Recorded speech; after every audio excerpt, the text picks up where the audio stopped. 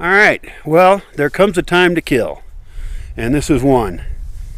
I get internet off of fixed wireless to a satellite tower, and having internet here is extremely important because that's how we communicate with the people we want to amuse, we want to educate, and those people who donate to us, and the potential participants out there who might want to come here and be part of this strange experiment. Today, what's going on is that internet has been going on and off. And in the past, sometimes the problem has been that these oak trees over here have grown up and blocked the signal. And so it's an intermittent problem. This may not even be the real problem, but in the past I've cut down these oaks right here, and then they just grow right back up with branches anyway. The oak tree doesn't die. Also, that's called pollarding or coppicing, depending on the height you cut it at. And then later you can harvest really nice straight oak poles, which are useful for everything. So I'm a little bit injured right now. So I've got a couple friends over here, some participants of the Bosque, who are killing these trees. They're chopping them up. Now don't feel too bad when I say a harsh word like killing. You know, you kill trees all the time every time you use toilet paper or many other products made of wood.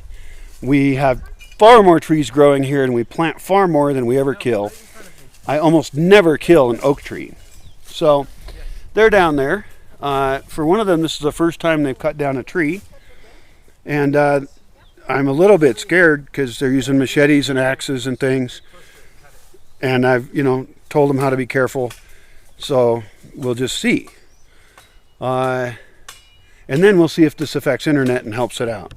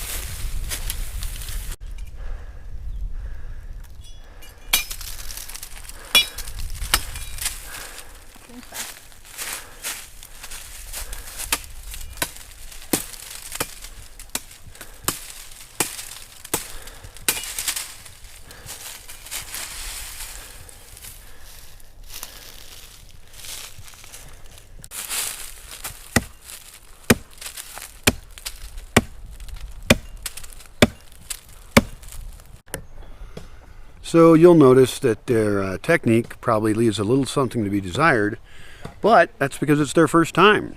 And I'm way over here. I can't train them. And it just takes a while. It takes a while to get down, machete work and axe work. Of course, cutting trees is also one of the most dangerous things we do. These are pretty small trees, but still, there's a danger that a tree could kick back and hit you in the face or something. In this case, we just got to do it because internet is so critical. So.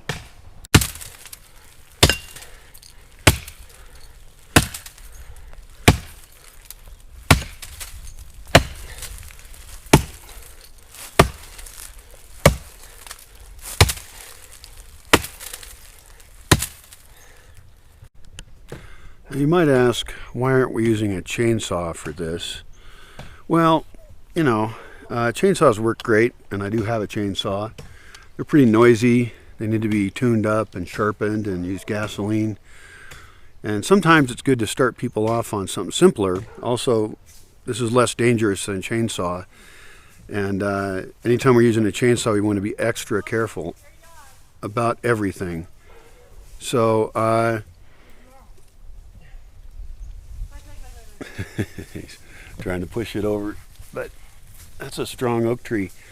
I remember I did have a guy once here, a student, a participant, who said, well, why using chainsaws? You should use hand tools and axes and things. And so I set him up with a tree that I want to cut down and an axe. And he found out why you use chainsaws sometimes. Because sometimes gasoline really gets the job done. Because he was so tired with the axe, And people have to, when they come here, they often learn, like, things take a huge amount of time to do them in a sustainable way. And so there's reasons we use all these labor-saving devices in normal civilized life. And there's also a lot of reasons why we should learn how to do things the older ways that are less noisy, that don't need you to constantly tune up a machine. I'm becoming kind of anti-motor as much as I can be.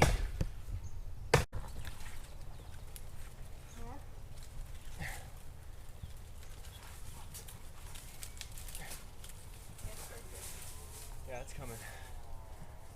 It's coming.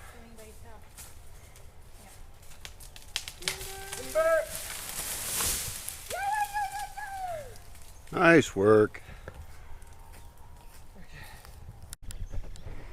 So I think we have a little bit of an injury there, which is against the rules. So they went for a medical kit and they're going to tape up a finger or something. And we don't even know if this is going to fix the problem. The problem's not in the house. It's somewhere else. It could be that there's a high number of people trying to use the internet right now and it's somehow crashing in somewhere else. But I can get to my router okay. I have no idea.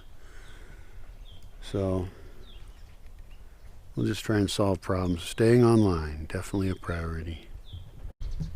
I do have videos on, like I have 3 videos on machete safety.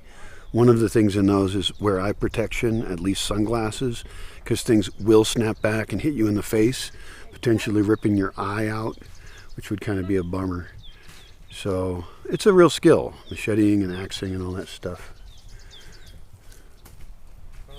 Okay, so what happened to your hand? We got popping blisters, so we're going to war. Popping blisters, all right. Video. Glasses on? You should have glasses on. I don't have it.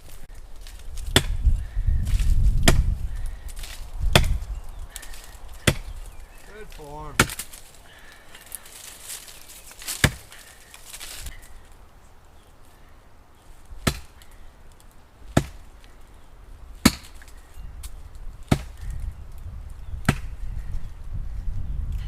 Push her over. You think so? Yeah. Definitely. It's going right now without you.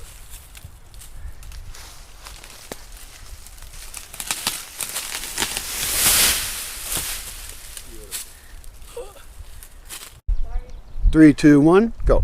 Tree strong, Craig stronger.